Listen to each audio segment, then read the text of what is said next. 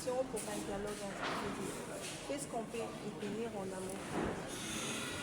Merci Madame pour la parole. Je rappelle que nous, c'est ADI, Alliance pour le dialogue inclusif et la réconciliation. Nous avons lancé une pétition pour que le chef de l'État puisse convoquer le dialogue. Ce que vous devez retenir, c'est que la pétition a 6 points, mais il y a des points majeurs. Le premier point, c'est l'accord de Doha. Nous avons compris que dans cet accord, il y a beaucoup d'informations qui nous échappent. Et nous n'avons pas senti que le parti prenante s'aligne à l'accord. Et donc nous nous disons que nous devons agir sur le temps. Et agir sur le temps, c'est arriver à se parler de manière responsable, froidement, pour trouver de meilleures solutions pour le Congo. Si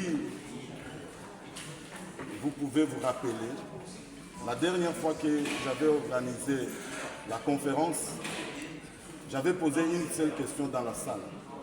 Qui pouvait me dire pourquoi nous sommes à Doha? Je continue à reposer la même question. Pourquoi sommes-nous à Doha? Comment Doha est arrivé à accompagner cet accord que nous faisons aujourd'hui? C'est un point très capital. C'est-à-dire que quand vous lisez l'accord, du premier au dernier point, nulle part où on a parlé des aspects des minéraux. Or, le conflit est bien connu.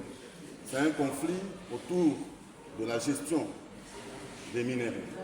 Nulle part où on a parlé de brassage, mais quand on nous dit une gouvernance alternative, c'est-à-dire, on nous demande quoi au juste?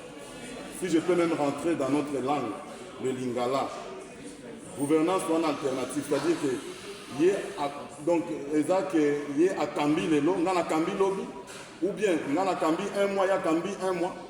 Est-ce que ça brassage te auto ça là, mixage auto boyaki na armée, auto nimisco toti angoti na niveau de gouvernance.